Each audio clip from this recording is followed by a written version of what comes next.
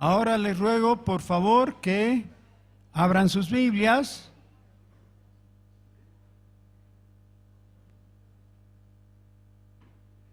en la segunda epístola de Lucas,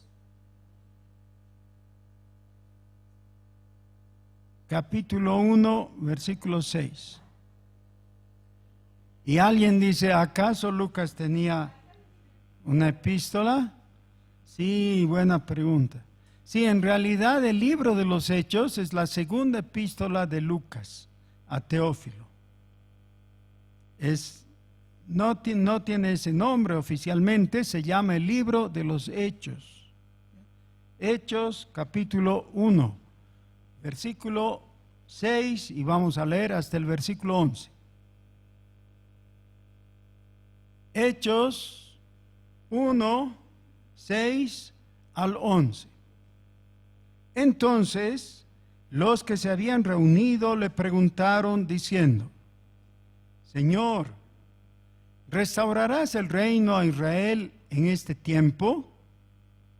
Y les dijo, no os toca a vosotros saber los tiempos o las sazones que el Padre puso en su sola potestad, pero recibiréis poder cuando haya venido sobre vosotros el Espíritu Santo, y me seréis testigos en Jerusalén, en toda Judea, en Samaria y hasta lo último de la tierra.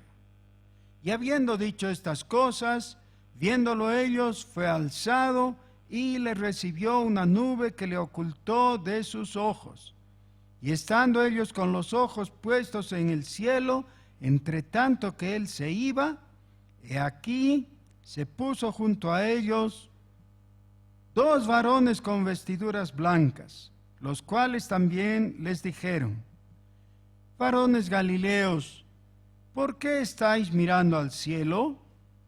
Este mismo Jesús que ha sido tomado de vosotros al cielo, así vendrá como le habéis visto ir al cielo. Amén.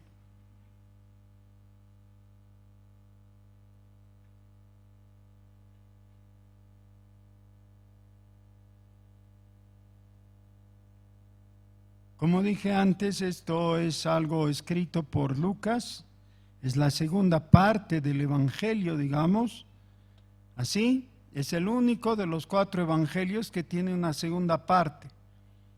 Y yo estoy muy agradecido a Dios porque tenemos este libro en el Nuevo Testamento. ¿Y por qué es tan útil este libro? ¿Saben qué? Es como tener un álbum de una persona. Muchos de nosotros tenemos un álbum de fotos de la familia o de los hijos, de algún hijo en especial, ¿no? Y hay la foto del embarazo de la mamá, y luego del niño recién nacido, y después cuando va creciendo se van formando toda la colección de fotos, ¿no? Y eso es muy lindo, recordar cómo ha sido esa persona. A veces estamos apuntando a un adulto, es una persona ya grande, pero el ver cómo era de bebé es muy interesante, ¿no? ¿Cuál es la imagen que tú tienes de alguien cercano, por ejemplo? Cuando tu guagua era chiquita, ¿qué puedes recordar? Claro, todos nosotros. Ahora, este es el álbum de fotos de la iglesia. El libro de los Hechos es toda una colección de imágenes que se nos presenta de la iglesia. No es algo exhaustivo. Ya tendríamos que tener toda una biblioteca enorme para tener todo lo que ocurrió con la iglesia, pero no tenemos. Miren qué cosas interesantes. Por ejemplo, el libro se llama Hechos de los Apóstoles, pero en realidad se cuenta básicamente de 2 apóstoles nomás. Se menciona a otros, ¿no? Pero no se cuenta mayormente. Toda la primera parte está reflejando al apóstol Pedro. Y la segunda parte al apóstol Pablo. Así que Hechos de los Apóstoles, Pedro y Pablo. ¿Y qué pasó con el otro Jacobo, por ejemplo? Se cuenta de uno de los Jacobos, del hermano de Juan, que murió degollado por la orden de Herodes. No Herodes, el Herodes que mandó a matar a los niños en Belén. Ese era Herodes el Grande. Este otro Herodes es Herodes Antipas. Eran unos asesinos los Herodes. Bueno, pero ese es un relato mínimo que está aquí. Realmente no sabemos de todos los apóstoles, solo sabemos de Pedro y de Pablo. Pero esto nos permite ver una columna vertebral histórica para entender cómo fue la iglesia. Y yo dije al comienzo de mi alocución que estoy agradecido a Dios por el libro de los Hechos, porque eso nos permite realizar una labor muy importante. Uno de los principios de la iglesia cristiana en general, pero especialmente de la iglesia reformada, es que la iglesia reformada siempre se está reformando. Y eso significa que siempre tiene que mirar a la forma original y comparar la situación actual para cambiarla según el reflejo de la forma original. Por eso se habla de la iglesia primitiva. A algunos no les gusta la iglesia, el término, la iglesia primitiva, pero quiere decir la iglesia naciente, la iglesia de los primeros días. ¿Cómo era esa iglesia? Y el libro de los Hechos nos cuenta cómo era la iglesia en una forma vital, edificante, constructiva. Y es el deseo de Dios que nosotros tratemos de imitar a la iglesia como lo fue en sus primeros años, sin ser alienados. No quiere decir que tenemos que vestirnos como los judíos del primer siglo. No, no es en lo externo, no es en las formas. Tiene que ser en lo moral y sobre todo en lo espiritual. La iglesia verdadera es la iglesia más parecida a la iglesia de Jerusalén en el primer siglo. Ahora, ¿cómo vamos a hacer eso? Conociendo cómo fue la vida de esa primera comunidad en Jerusalén. Y para eso leemos el libro de los Hechos. He escuchado a algunos teólogos y pastores que dicen, no hay que sacar doctrina del libro de los Hechos porque es un libro histórico. A mí me parece muy extraño decir eso. El libro de los Hechos, igual que los evangelios, igual que las epístolas, es palabra de Dios. ¿Por qué no habríamos de sacar doctrina? No tiene ningún sentido. Vamos a sacar doctrina. Y lo vamos a hacer en la luz del Espíritu Santo, porque Él ha inspirado este libro y vamos a ir de aquí en adelante estudiándolo para parecernos a esos primeros cristianos, sobre todo en lo fundamental, en aquello que nos va a mostrar el texto ahora. Si ustedes se han dado cuenta, me he saltado los primeros 5 versículos, pero me he saltado momentáneamente. Más adelante vamos a leer los 5 versículos y vamos a desarrollarlos. Pero por ahora he querido comenzar con el pasaje que va desde el versículo 6 hasta el versículo 11. El libro de los Hechos nos ha contado que ha habido un grupo, un puñado de personas, cuyo núcleo eran esos 11 discípulos, parte de los 12, porque Judas ya quedó marginado, ¿no? Salió. Los 11 discípulos y otras personas más. Todos ellos perseveraron y vieron cumplido su anhelo de ver a Cristo resucitado. Y por eso aquí en el versículo 6 nos dice: entonces los que se habían reunido le preguntaron, diciendo: Señor, ¿restaurarás el reino a Israel en este tiempo? ¿Por qué preguntan eso?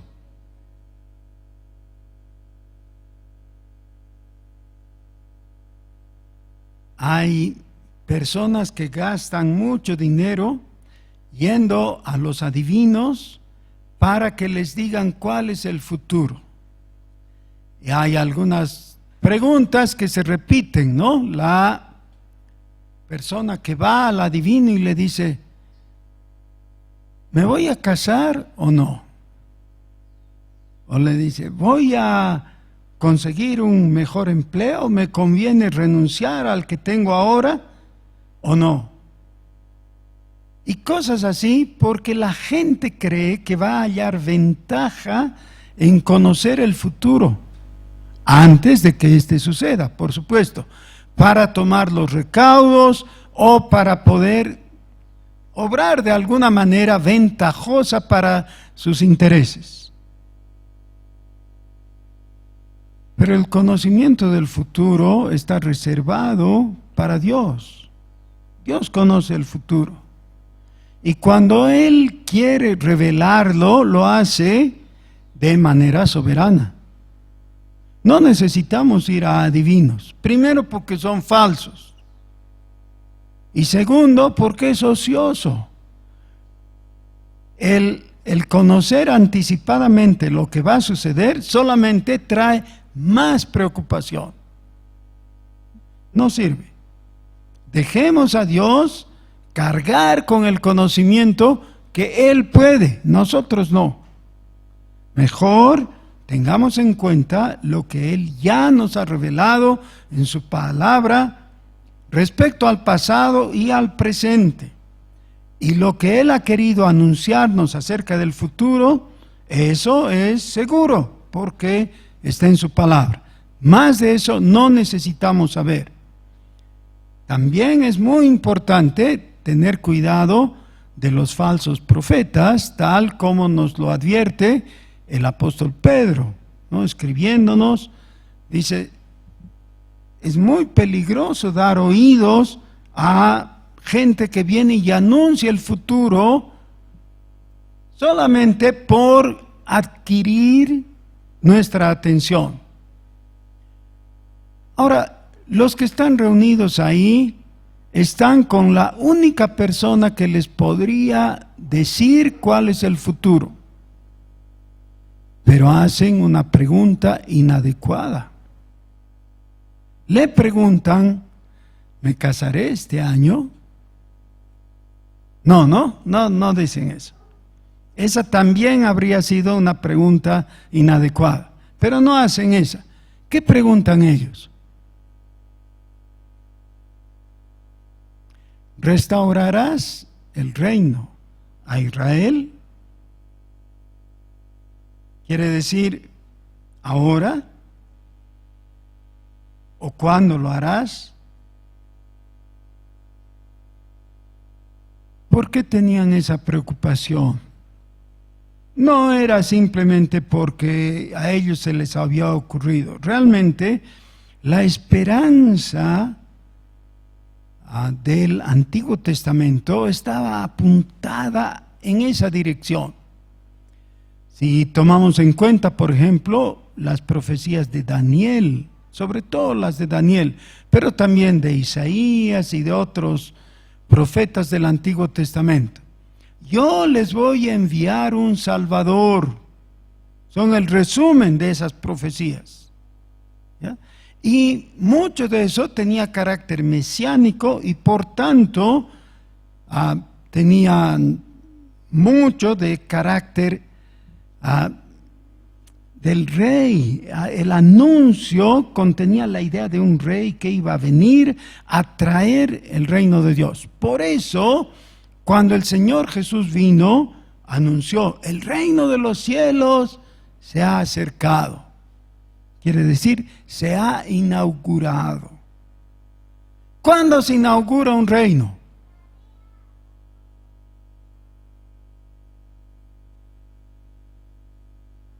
Cuando se proclama un rey.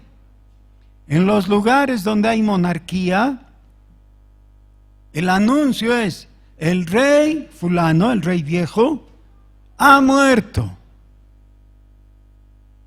Vive el rey, es decir, el nuevo rey, ¿no? El hijo del rey, generalmente el príncipe heredero, él es coronado. El día de su coronación se inaugura el nuevo reino. Eso es en los gobiernos humanos, en las naciones seculares. Pero el reino de los cielos se inauguró con Jesús. ¿Cuándo? Él no fue coronado. En su muerte, en su pasión, fue coronado con una corona de espinas. Pero esa era una ironía cruel de parte de los soldados romanos, burlándose de sus pretensiones de ser rey. Le pusieron una corona de espinas. Eso no vale, eso no, es decir, no inaugura nada. Pero no se inauguró en esa oportunidad. Realmente se inauguró antes. Pero la pregunta es: ¿cuándo? ¿Saben cuándo? A ver, pregúntenle a la persona ¿cuándo se inauguró el reino? ¿Cuándo? Mati, dile: tío Enrique, ¿cuándo se inauguró? ¿Cuándo?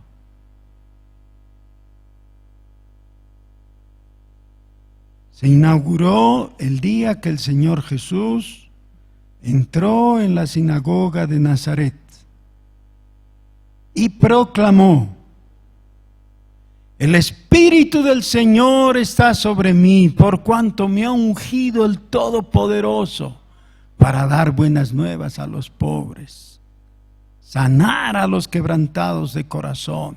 ¿Se acuerdan? La profecía de Isaías. Y luego, después de declarar, de leer el libro de Isaías, se sentó y les dijo: hoy se ha cumplido esta palabra. Hoy se ha cumplido. Es decir, el Espíritu del Señor está sobre mí. Realmente hay un desfase, porque un poquito antes había ocurrido eso, cuando fue bautizado. El Espíritu Santo descendió sobre él y lo llenó en plenitud perfecta. El Espíritu Santo hace que Jesús, el hombre, ahora sea el Cristo. Y por tanto, el rey que rige sobre el reino. No se puede decir en ese caso: el rey ha muerto, vive el rey. Eso es entre los hombres, porque los hombres somos pasajeros. Pero Jesús vive y reina para siempre. Eso es. El rey está en funciones. Jesús es el rey. Bueno, lo paradójico es que aquellos que han caminado con Jesús por 3 años y medio han compartido con el rey, han visto sus obras de rey y no han visto el reino. O no se dan cuenta y están haciendo una pregunta ociosa. ¿Cuándo vas a restaurar el reino a Israel? ¿Y por qué está mal planteada la pregunta? Porque están confundiendo el tiempo, pero también están confundiendo el sujeto. No han podido ver que Dios ha dicho, según hemos leído, ¿se acuerdan? En la lectura devocional, en el Salmo 40, que el Padre le dice al Hijo, tú eres mi Hijo amado. Jesús es el siervo de Dios, que es además el Rey. Israel había perdido el rol de ser el siervo de Dios por su desobediencia, tal como está descrito en todas las profecías del Antiguo Testamento y refrendadas en el Nuevo. Ahora entonces, tenemos un pueblo que ha sido desplazado y una labor que ha sido encomendada al Rey de los cielos, a Jesucristo. Pero el cuerpo de Jesucristo es la iglesia. Por eso entonces el Señor tiene que rechazar esa pregunta y no pase el tiempo tratando de explicarles. Ellos tenían que darse cuenta. Y les dice, no os toca a vosotros saber los tiempos o las sazones que el Padre puso en su sola potestad, pero recibiréis poder.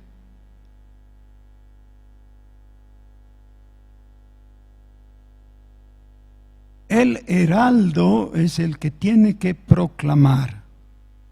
La iglesia de Jesucristo es el heraldo del Rey. Pero si el heraldo del Rey no conoce su mensaje, ¿qué va a proclamar? Ahora, imagínense, el heraldo ha sido puesto para anunciar el advenimiento del reino del príncipe. Hasta ahora era príncipe, pero a partir de ahora va a ser rey. Y todos esperan que él grite, el rey ha muerto, vive el rey, como es costumbre en las monarquías, ¿no? Y él no sabe su guión, no sabe qué tiene que decir. Y le dice, heraldo, heraldo, di lo que tienes que decir. Y él se pone, ¿qué tengo que decir? Pero lo que te hemos encomendado tienes que decir, tienes que proclamar. ¿Qué? Este heraldo. ¿Qué voy a decir? Heraldo, di de una vez. Ahora toca. Ya, dice, ¡gol! ¿Cómo gol?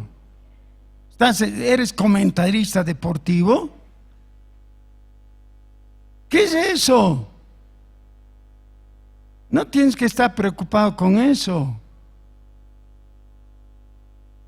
Estos discípulos están fuera de foco. Hacen la pregunta inadecuada porque en su mente está el sujeto equivocado. A pesar de eso, el Señor no les rechaza. Y les dice, ustedes van a recibir poder. La palabra poder es una de las varias palabras que hay en griego y que se traducen al español indistintamente. Hay por lo menos 4 que yo tengo registradas, pero en este caso la palabra poder es dunamis. Es aquello que mueve los objetos y los impulsa y los lanza. Dice, ustedes van a recibir poder Es decir, van a recibir el impulso para ir adelante y para hacer ¿qué?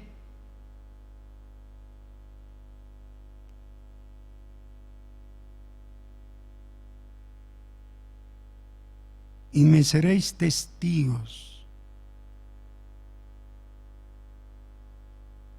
en Jerusalén, en toda Judea, en Samaria y hasta lo último de la tierra. Todo el libro de los Hechos está dedicado a que veamos qué fue lo que testificaron los discípulos.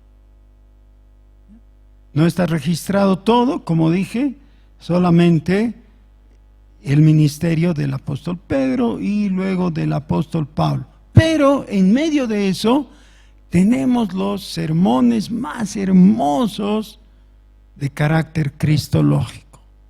Si alguien quiere estudiar cristología, tal vez podría simplemente leer los sermones de Pedro y de Pablo que están aquí en el libro de los Hechos. No tenemos ahora el tiempo para hacerlo, pero sí podemos prestar atención a este versículo. Versículo 8 otra vez. Pero recibiréis poder cuando haya venido sobre vosotros el Espíritu Santo y me seréis testigos en Jerusalén, en toda Judea, en Samaria y hasta lo último de la tierra. Esa es la encomendación. Les he pedido que formen tríos y que en los tríos cada uno diga ¿a quién quisiera tener aquí? Les doy una buena noticia. Miren, cerca a ustedes hay una silla vacía. ¿Ven? Pero podría estar llena, podría estar ocupada. En el culto del primer turno, todas las sillas estaban ocupadas. Ahora tenemos más o menos la mitad de sillas vacías. Y eso quiere decir que es totalmente posible que cada uno de nosotros invite a alguien y va a haber espacio. Tenemos esa ventaja. ¿Se acuerdan por quién han orado? ¿Sí? Bueno, ahora lo que corresponde es ir y hablarles de Jesús e invitarlas y decirles, mira, todavía hay un lugar para un adorador. ¿Tú quieres ocuparlo? Ven, vamos a honrar juntos a aquel que dio su vida por nosotros.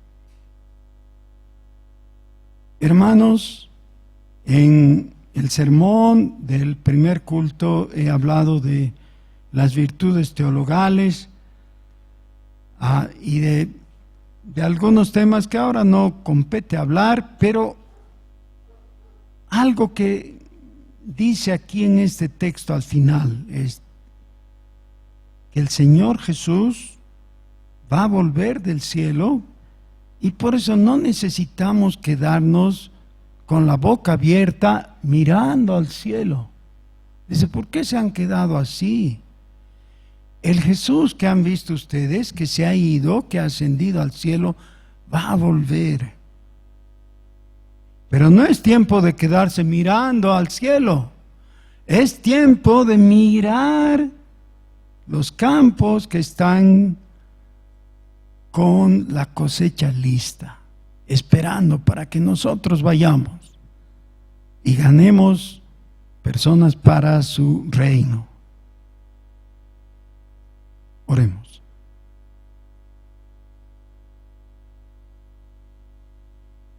Te damos gracias, Señor, porque tú has dejado la verdad registrada en tu palabra. Y nos cuentas de cómo fue esa iglesia naciente, desde que era una iglesia bebé, pequeñita, pero consagrada a ti. Gracias, Señor, porque todo lo que tú has hecho con tu iglesia naciente, lo puedes hacer con nosotros también, para gloria de tu nombre. Úsanos, Señor. Que tu nombre sea exaltado. Que cada uno de nosotros sea un heraldo eficiente. Que no gritemos gol. Que gritemos Jesús es el Señor. Jesús es el Señor. Que no nos equivoquemos de mensaje. Que en nuestro corazón esté lo importante, tu persona. Señor, que tu Espíritu nos impulse y nos guíe. Te rogamos en el nombre de Jesús. Amén.